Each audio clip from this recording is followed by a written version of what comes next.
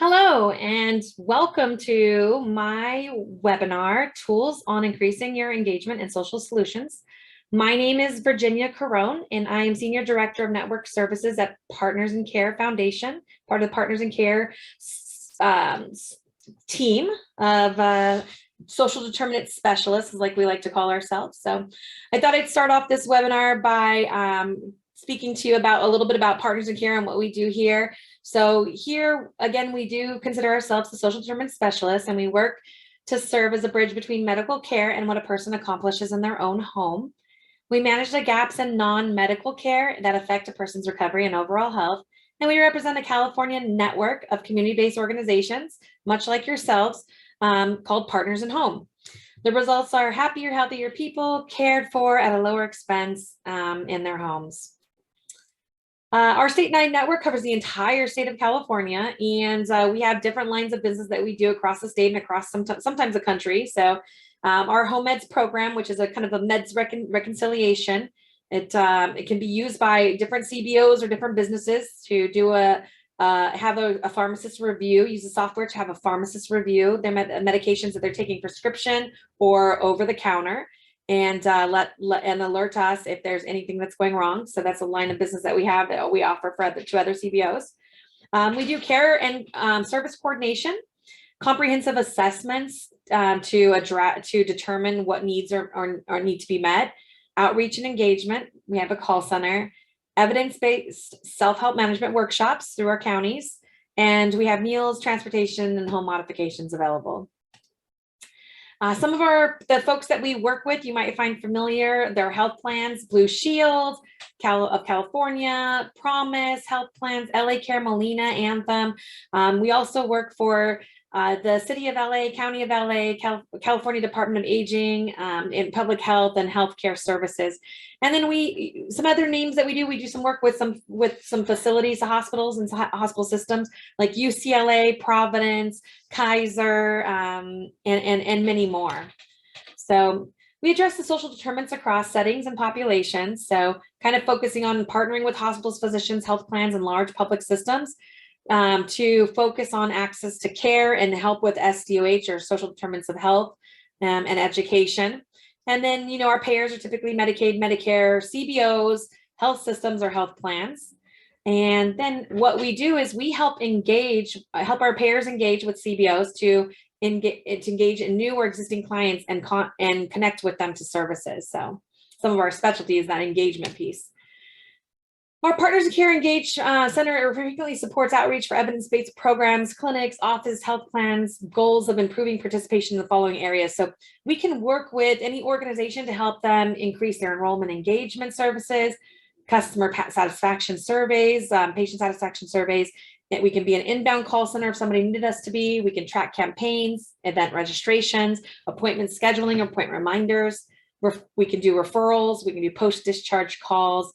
Reminder calls. We can outbound follow-up calls. Telephonic case management is something we can do, and we can do that at the nurse, social worker, coach levels, and then check-in calls. So now getting into why we're here, right? How can we increase our engagement? How do you get people to show up to your workshops? How do you get people to say yes to your programs? It's really a difficult task, and there's a lot of things, a lot of facets of that make it difficult, right? So outreaching for success is kind of our first category and what I wanted to talk about.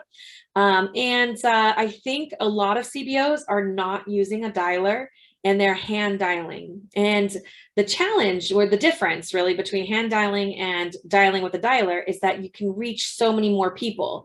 So if you have a hand dial, you have to pick up the phone, you have to dial the number, you have to wait for the rings, you have to do the voicemail, you got to wait to leave the voicemail, the message.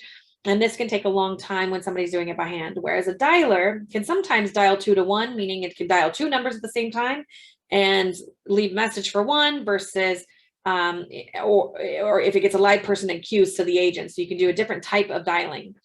And so that's kind of an exciting piece, because instead of getting through, 60 to 90 calls a day, you could get for each employee, you could probably get, if it's an integrated dial, you could probably get through 450 calls a day, which is really fast. So Another thing we want to talk about in increasing your engagement is you want to make sure that you may want to think about buying a calling list versus building a calling list. So some of the benefits to building a calling list is if you're using a pool of clients that you already know, you've already worked with, they know who you are, you have name recognition. That always helps you with that stranger danger we'll talk about later. But if you buy a list, you're going to want to vet the list first. Most vendors will, or most suppliers of lists, we want to make sure that those lists aren't old lists, that their numbers are not valid anymore, and that you can ask for a sample before you accept it. You buy a big list, and that way you can give it a try out before you actually purchase, and see, how many invalid phone numbers were they? How many, did the people that you actually reach meet the demographics you want? Because when you buy a list, you can say, I want to reach people over the age of 65. I want to reach people that live in this particular area. I want to reach people with this income level. So you should be able to get a vendor that's going to provide you with really good, accurate numbers before you do that. And then building the list is always better, but that's sometimes really hard to do. Using your leads wisely. So if you're trying to do it around a calling campaign around, a particular community center, and let's say you're in Los Angeles, right? Or a big city. You're going to want to only call in a certain area of the time, targeting certain areas. You're only going to call certain days of time, depending on your population. So if your population is working class population, you're not going to want to call Monday through Friday from 8 to 5. Right? Because that's when they're at work and they're unable to answer your call, which means you're leaving voicemails. And when are they going to call back? After your business hours are over. So you might want to think about adjusting your business hours and when you're making those calls based off your population. Sundays are typically bad days to call, even though they're weekends and most people are home. It's considered, some groups would consider it a bad time to call and would not like you to call on Sunday. So just think about that. And if you're calling out of your state or out of your local area, what time frames are you calling? Are you calling at 8 o'clock at night when you're calling at 6 your time? So just time of day and targeting areas.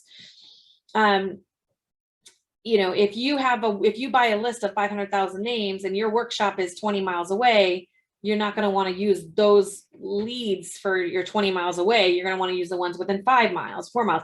If you're in an area where people are used to driving 20 miles to get to the grocery store, maybe that's not such a big deal. So making sure to target the area is going to be important. And then workshop offerings, if you're in an area where you have like bilingual languages, like you have a Spanish and English population or any other Armenian English, whatever it is, you might want to make sure that you're having your workshops at the same time, like an English one and a Spanish one. So when you call those leads that you have paid for or that you worked hard on, you're going to get the ones that, if you get a Spanish speaking person, then you're going to be able to put them into a workshop, not have a workshop for that time frame. And then we talk about going beyond, beyond telephonic outreach.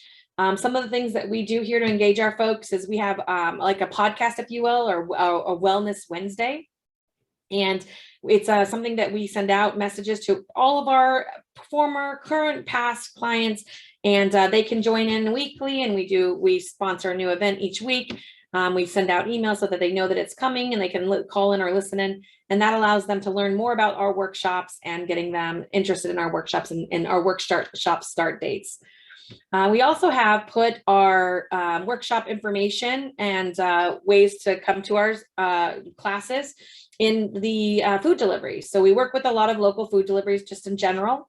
Companies. And when we work with them, we've asked them if they could use our placemats with our information on it so that we can get that word out there, especially and those are sometimes medically tailored meals. So they could be appropriate for that line of business, in that type of workshop. So we send out flyers and emails, and you can also text message. We don't really like to do text messaging to get a yes or no question, but more informed of what's happening. A lot of the times, if you ask somebody if they're interested in text messaging, they're going to tell you that they're not. And it's not that they're not interested in your program. It's that they don't want to get a text from you. So we try not to ask any of those questions via text message, just more informative or confirmation text for your workshops. All right. So some other things to think about, you have one chance. So we're going to switch gears. So we got, how we're dialing and what what are the strategies on outreach to, making that call count. What are you saying on your call? I think most people think when they think about a script is that I'm going to write a script and I'm going to try to include I mean, and maybe I'm wrong. I wish this was, a two-way conversation and you guys could tell me I'm wrong, but I think when people think about a script, they're like, okay, what can I say that it describes the program that most people will like, right? And so I'm going to say the things that are most popular about my program that highlight it the best and that make it interesting. I think sometimes what we do when we're writing these scripts is we use jargon that we're comfortable with, like community-based resources. I don't know if the average person is understanding what that means. I don't know so you got to be careful of using jargon in your scripting. And, trying to right size for everybody is pretty tough because what I need out of the program might be much different than what you need out of the program. So if I'm going to just say we can help you with this, and this, right? Typically 4 to 5 things. And then whatever I say, they're going to make a decision when they hear those items. Do you need this? Do you need this? Do you need this? Do you need this? Right? And if the person in their mind is saying, I don't need that. I don't need that. Okay, that's okay. I don't need that. I don't need that. They're going to probably make the decision if there's only 1 or 2 things on the list of 5 or 6 that they're interested in. How interested they are in it is going to determine whether they want to do it. So having that type of scripting where you're like, well, I want to talk about the program, that's kind of like a no-brainer. But at the same time, those benefits are not geared towards the person you're actually speaking to. So, always wanting to make sure that you really think about what you're having your employees say when they're on the phone and being in a sales environment. So it starts off with starting the call. It's very clear. Hi, my name is Virginia. I'm calling on behalf of Partners in Care Foundation. Do you have a minute? It's natural for us to want to ask them a yes, no question. Most, do you have a minute? May I continue? How does that sound? Yes, no questions are definitely not beneficial for you, especially they're good for confirming understanding. They're good for, other things. But if your question is to the person, if your question is, do you have time right now? They're not saying, do you want this program? They're saying yes or no to, do you want time? Do you have time right now? And they don't even know what this is about. So if you start your call with that, well, I don't have time for it because I don't even know what this is about and I don't have time for it, So you want to make sure to kind of stay away from those yes, no questions. The other piece in the very beginning of the call that is a challenge is stranger danger. I know I kind of went out of order there on the screen, but stranger danger is like, if you buy a list, this is a stranger caller, they don't know who you are. And you're going to want to make sure that when you're calling that you give as much information as possible so that they understand who you are and that you take ownership. If I say, hi, may I speak to Mr. Smith? And you say, and then I go into a bunch of, and he says, hello, this is Mr. Smith. And I go into a bunch of questions. They're gonna be like, wait, who are you? I'm not answering anything, right? So making sure that you identify yourself. And I know this seems like common sense right now, but you'd be surprised when you listen to your calls if it's actually happening. If I say, hello, my name is Virginia Carone, gonna go further than if I say, hello, my name is Virginia, right? I'm giving my first and last name. That makes you feel more secure about it. My name is Virginia Carone. I'm calling from Partners in Care Foundation, right? I'm calling from Partners in Care Foundation, right? And I've got to really, and I go right into it. Do you have a moment right now? They're like, who? Partners in Care? What? Do I have a moment? No, right? I don't even recognize that name. So you want to make sure that you're giving as much information, you're doing it slowly in the beginning so it's discernible. Any kind of rushing in the beginning or any kind of rushing in general will cause people to be nervous that you're trying to pull one fast one. And that it's like an anxiety that they'll get. So you want to just keep your scripting slow and natural and unalarming, very friendly, very ease in your voice. That's going to make it work better, right? For people, they're not going to get anxious about you calling and what you're up to. People have been trained about stranger danger, just like you're trained as a child to look both ways before you cross the street. People are trained, don't give out information, don't talk to strangers, right? It's been, and it used to be that you could get people to talk about themselves more and more, but you ask somebody to verify and they're like, why do you need my birthday? Why, all these things. So it's definitely something that you're gonna have to do. So giving out as much information, doing it as slowly as possible in the beginning, and information being your full name or your name and your full business company, or how, if it is a list that you've created. Hi, this is Virginia Carone. I'm calling on behalf of Partners in Care Foundation. Last month, you were part of our transitional programs with Providence Hospital. Sarah was your coach. That is going to go so much further than, hi, I'm Virginia from Partners in Care Foundation. Is Mr. Smith there? So if they say, oh yeah, I remember Sarah, great, Sarah gave me your number, you're going to deal with that stranger danger. So that will make it easier for you. And then no, yes, no questions. How does that sound? Do you want to participate? We're going to replace those with something else, the assumptive close. So I'm going to go over creating needs, creating interest, and needs-based selling first, then we'll get into that assumptive close. So creating interest versus needs-based. So we kind of talked that early. Like most of the time we got spaghetti, throw it at the wall, see if it sticks, right? Is it done? No, and that is like, oh, well, we have a self-help management workout shop that will help you with pain, and it'll help you with your chronic condition. It'll help you with eating better and exercise and losing weight. And in your head, you're thinking, do I need help with that? Does any of that sound fun? Should I be doing any of that? Like what we want to do is we want to ask questions. Virginia, what is it that you would like accomplished for your health? I would like to lose weight. I would like to get in shape, right? I would like to deal with my back pain. Right? Sometimes I can't sleep at night because of my back pain. This is very important information, right? This is the 3 things that are going to make me want to go to a workshop, right? They're very different. Maybe they're not very different. Maybe you have the same things. We have similarities, but they're different, there's differences between what I will use the workshop for versus what you'll use the workshop for. So learn needs, or needs-based selling is kind of an important way of doing it.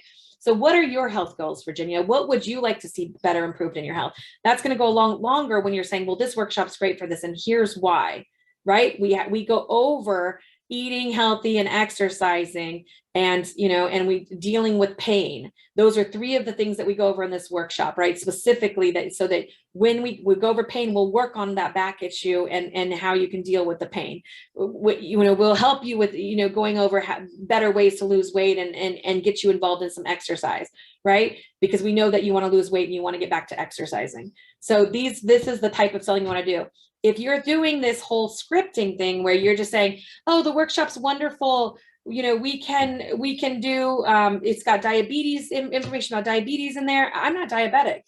I just said no in my head. And the first thing that you said that this workshop does was a no for me. You want the first thing you say out of your mouth to be a yes for them.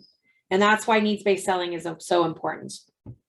So in the beginning of the call, there's a couple other ways. So needs-based selling is where you actually asking the questions, but you have to get the client engaged. And there is about 7 seconds, including when you say your name and who you're from, where you have an opportunity to either ask the question that will help you with needs-based selling or get shut down, right?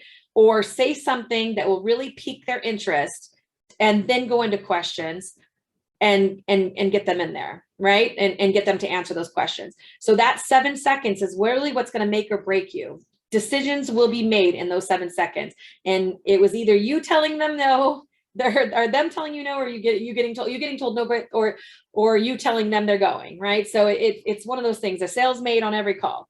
So you want to make sure that when you're creating those needs in the beginning, that you're using things that will entice them, right? To get them, in ways that you say, here's a teaser. Now answer my questions. Now I can tell you how my workshop will benefit you, right? Teaser. So you'll answer my questions, ask the questions. Now I can tell you how it will benefit you. And that's really what a really good script would be. It's going to be a fluid thing. That first part will be custom, but learning the needs will be how you get what you need to show them how they will value coming to your program. And then assumptive close. Assumptive close, again, yes, no questions, good for confirming, good for getting the point through and getting off the phone to the next call. Oh, do you want to do this or not? It never should be like that. You really want to make sure that when you're doing the close, when you end your statement, you're like, so you're Virginia, we're going to be able to help you. This workshop's going to be great because we go over, diet and exercise, because I know you're trying to lose the weight. And then there is a whole section on dealing with pain. And I think that it'll be really beneficial for you, since I know you're struggling with that back, getting, sleeping in your bed for the bed pain. And so I do have a workshop. It's very exciting. I have 2 of them. One is on Thursday at 4 p.m. and the other day is on Sunday at 7 p.m. So which one works better for you, right? I'm giving them 2 options. I'm not giving them yes, no. I'm giving them either or. And if they say, oh, that's not good. Well, okay, well, what day would be good for you? So you're having that conversation. So we're not giving that. So can you just confirm your address with me? I want to see how close or where our closest workshop is.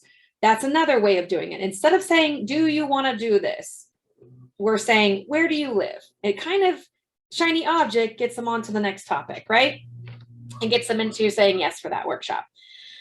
One big thing, so moving on from that, one big thing I think that we have to kind of focus on is objection handling. So we want to anticipate objections. You know what your objections are. You may be getting more objections than you like because you're not doing needs-based selling. You might not even get your script out if that 7-second isn't right, right? But and you get shut down. But knowing your objections, what are some of your objections? I don't have time. This doesn't sound interesting to me. I don't think I need this. I think this might cost money. Is there a trick to this? Is this going to be boring? Things like that. So you got to think about your objections and maybe work out some canned statements for your, to overcome some of those objections, and think about what is the best way to overcome them. One thing is that when you do get an objection, it's going to typically it'll be two things with some subcategories. So it's either going to be, no, I'm not interested, right? No, no, without a reason. I'm not interested, or no, thank you. Right. And then you have no with a reason. No, I don't think I need this, or, oh no, I don't have the time, or, oh no, I work during those hours, or whatever. Right. No with the reason. No with the reason is good because you don't have to ask why. And that makes it easier for your employees, because asking why is tough. But one thing to think about is that, are they giving you a real reason why they're not doing this? Or are they giving you something that will be hard for you to overcome? So, and some of you might be the nicest people out there and you're like, oh, I always tell them the truth. And other people out there are like, no, I tell them something that makes it hard for them. So what is it that, like you walk by the Verizon stand in the mall and they're like, oh, come look at my cell phone. You're like, oh, I already have Verizon, just got my new phone last week, right? They're not then, so that you can't overcome it, that salesperson can't overcome any of that. And so you'll have some of that going on. And so unfortunately that's hard to overcome, because if you present an overcome statement, it's not going to be for the right thing. I'm not really interested in this, but I'm going to tell you that, I'm out of town for the next 2 months. It's really hard to overcome that. So, but hopefully you get the right reason out of them. And then asking why, making sure your employees are asking why. Oh, no, thanks. Oh, well, how come? Because I know you said your back is hurting. Virginia, I know you said your back's hurting. So I'm wondering why you're not interested in this. And then they'll say, well, I've been really busy lately, blah, blah, blah, blah, blah. And I'm like, I understand that you have a busy day, and I get it, but I also know that back pain is pretty important, and it's something that's going on. And this, and if you don't like this, you don't have to keep doing it, but I do think it would be worth your time to have this. You have something to say, right? So make sure that that your staff is doing that, and knowing the difference. You might have to ask why they don't want to do it versus just saying, okay, and moving on to the next call, right? All right. So these are some other one-offs that I thought I'd mention on how we make outreach, engagement a little bit better, and and have better performance. One, of course, is making it fun. Cold calling over and over again can be it can be tiring. It could be not fun. You get a bunch of no's, you get a bunch of voicemails, and it can be really, really, really it's just the same thing over and over again. I can't think of the word right now, but I know you guys are thinking of it. But you want to make it fun. So, I can't do it all the time, because then it'll not be fun, because it's just like the regular thing. But, offering a lunch for the most enrolled, if there's any type of performance metrics you're trying to drive, like making more calls, or, reaching more people, having a conversion day, doing a raffle, so that it's not always the top seller winning, or the top converter winning. So making it fun and making it interesting, everybody gets a shot in a basketball hoop, and the most scores at the end of the day wins, this prize. So that will go a long way with your staff morale, and driving them to make the calls. Another thing is that kind of like thinking about your staff and what's the right staff. So, different types of staff cost different amounts to pay them, right, per hour, as you guys know. So if you have a coach doing it, or you have a trainer doing it, and you're paying a certain amount, versus having a salesperson do it, a telephonic salesperson do it, that might be less money for you. And also you got to think about the skill set. So is this person good with conflict, good with asking why when they're told no? That's awkward. right? Making sure that it sounds good and being able to think when they hear what the patient's saying or the member's saying, when they are listing off the things that they're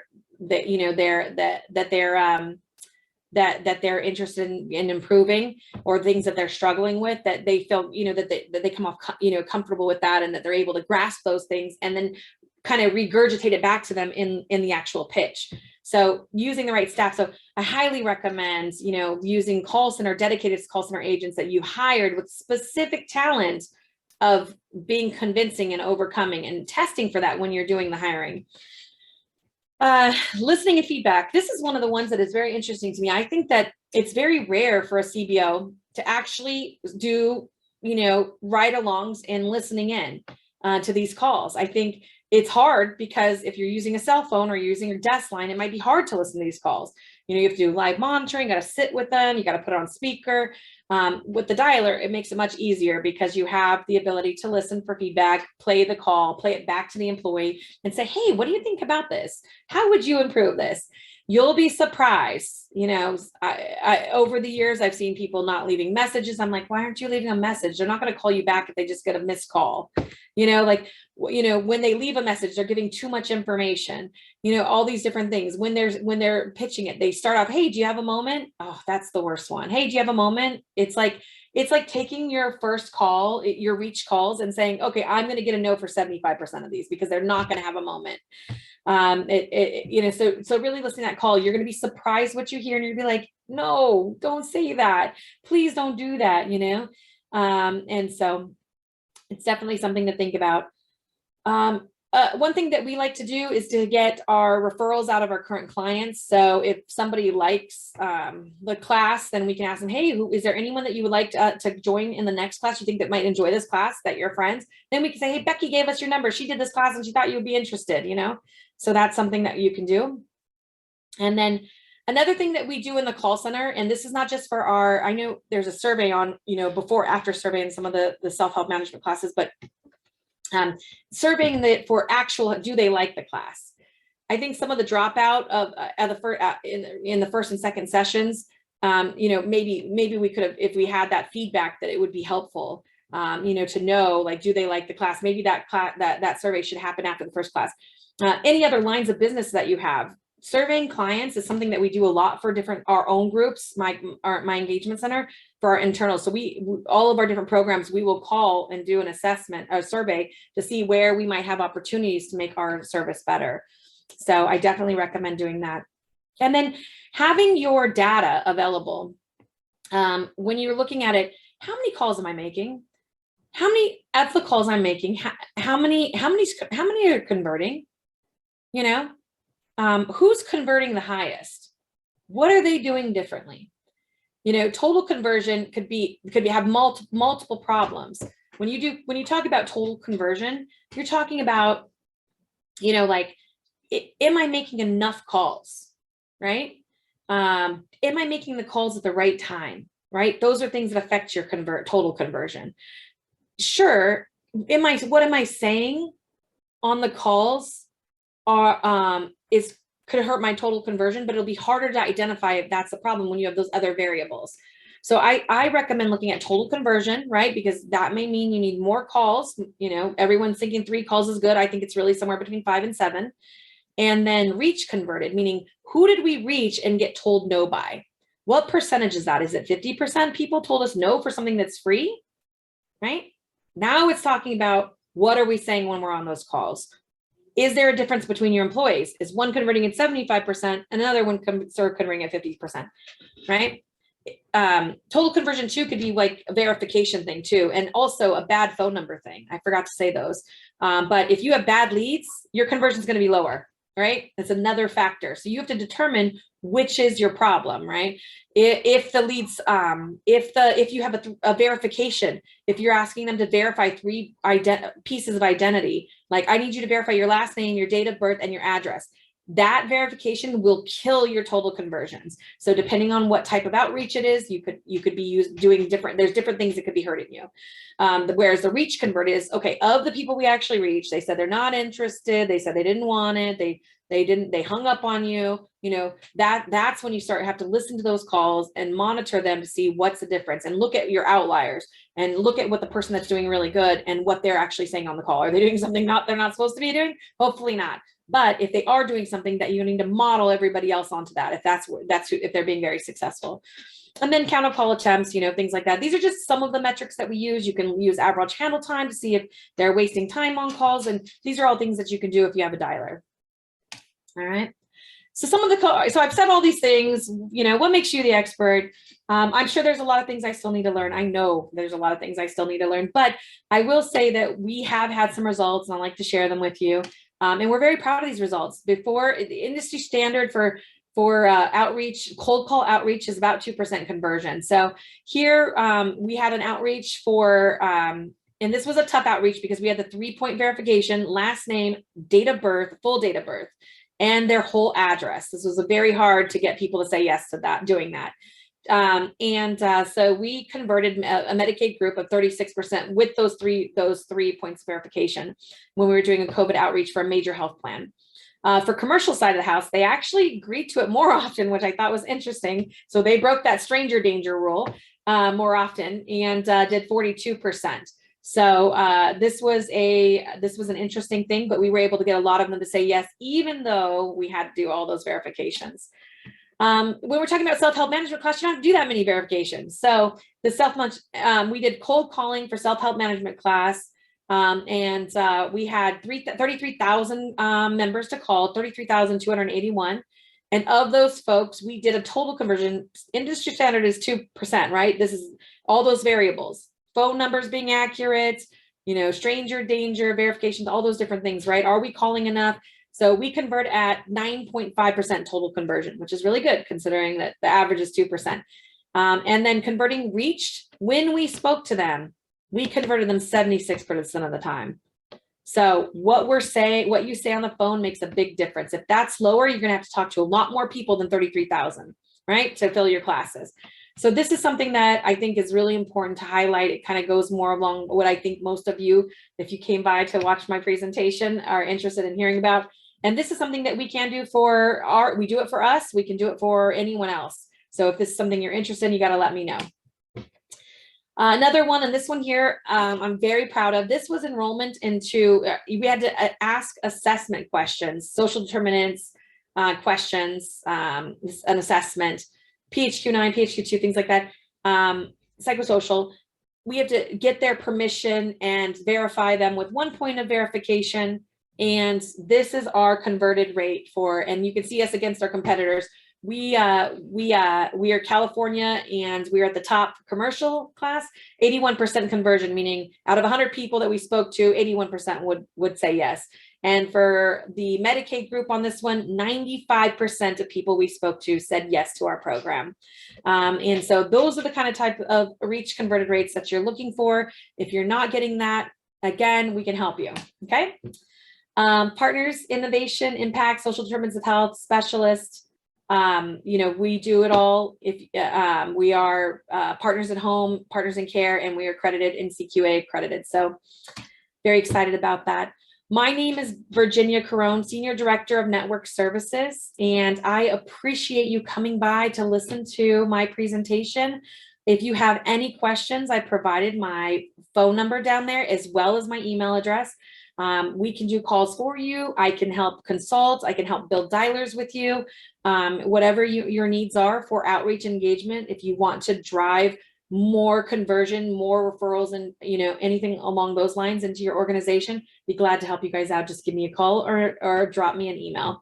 Take care. I hope you enjoy the rest of the Age in Action conference, and I hope next year to see you in person.